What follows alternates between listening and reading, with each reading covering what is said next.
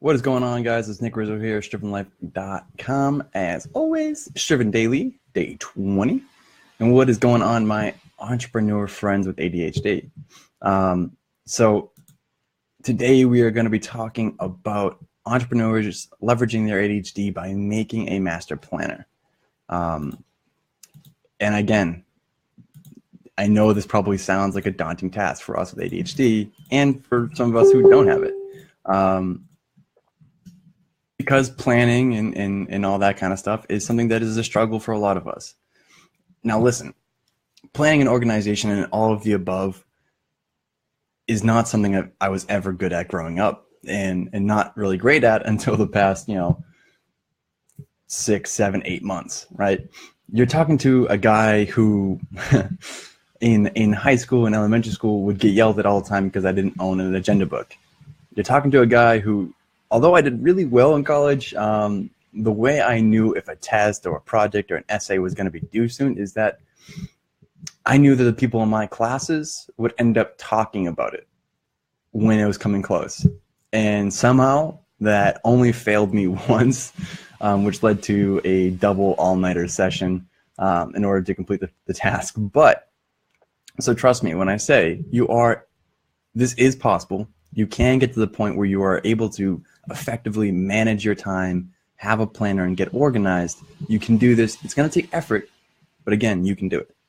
So now, building a master planner, what is the point? The point is to know where your time is going every day in order to then say, where do I have free time?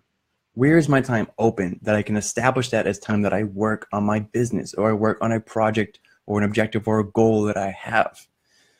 So when we know where that time is there, we can effectively say, okay, then maybe from like 3 to 5 is a really good window of time that I have that I can really dedicate myself to that time and to that work.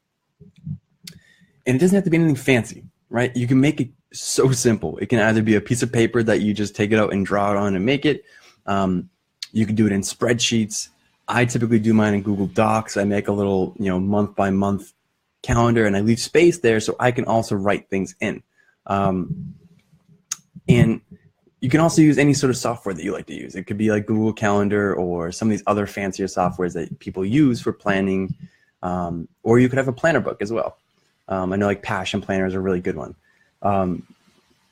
So whatever way you go to utilize this master planner or whatever software you use, the first thing you want to do is say, what is my usual routine and what times does this happen in? Are you in a job working a 9 to 5? Okay, well then Monday through Friday, block that time out. You know you're going to be there, right? Maybe you and your significant other do something on Mondays and maybe it's like, when I was a kid, I had Grey's Anatomy night with my mom when I was like in middle school.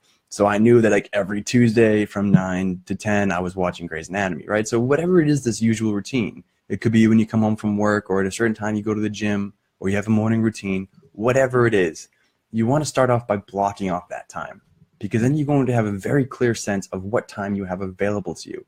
And with us with ADHD, that we don't have a clear sense of time.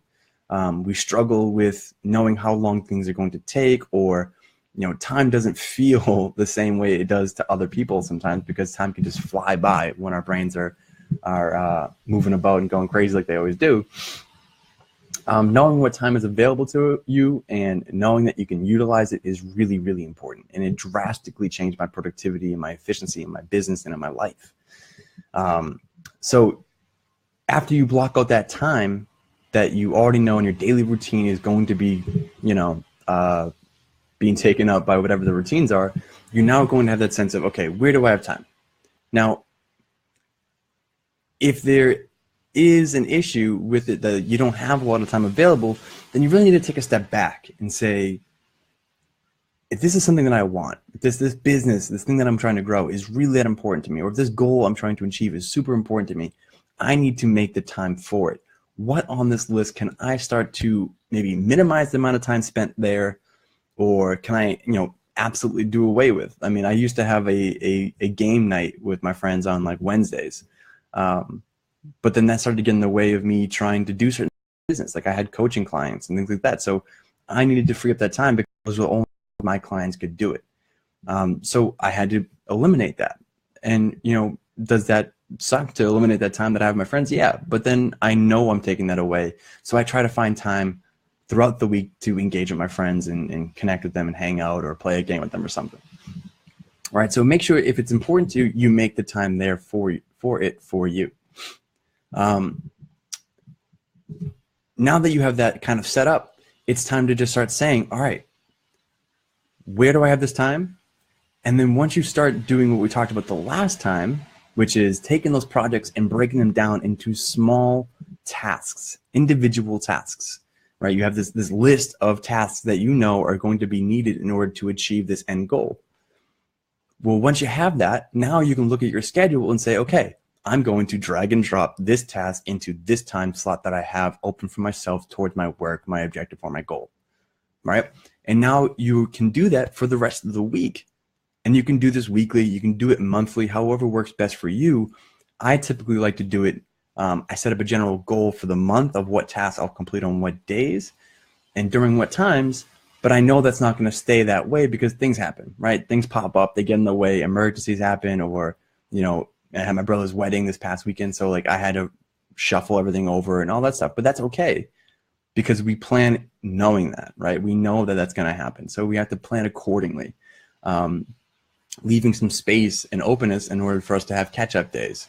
And so by doing that, you've now effectively taken this project or this goal or objective that you have, you've broken down into tiny, tiny tasks or simple tasks that you can do, and now you have identified what time you have available and what task you're going to work on specifically when you go to do that work.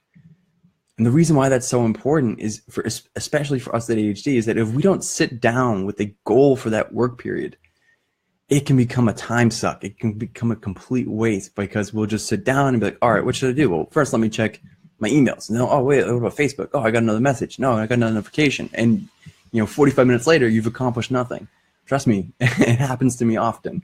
And it's been happening less often as I've been getting better and better at this planning process and some of the other things I'm going to be talking about later this week. So again, take the master planner, use whatever process works for you, right? That's another thing with ADHD is we have to find the process that works for us the best. Break down those projects and goals into minimal, like small, simple tasks and insert those into the times that you have available for your work. And that is how you're going to be able to start getting rid of a little bit of that overwhelm of how do I accomplish this task? When am I going to do this work? Can I get it done by this deadline?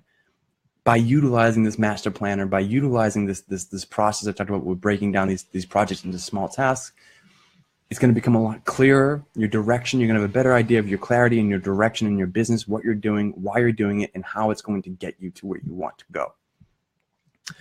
So that is it for today on this topic, but tomorrow I'm going to be talking about utilizing time blocking and optimizing your environment for focus.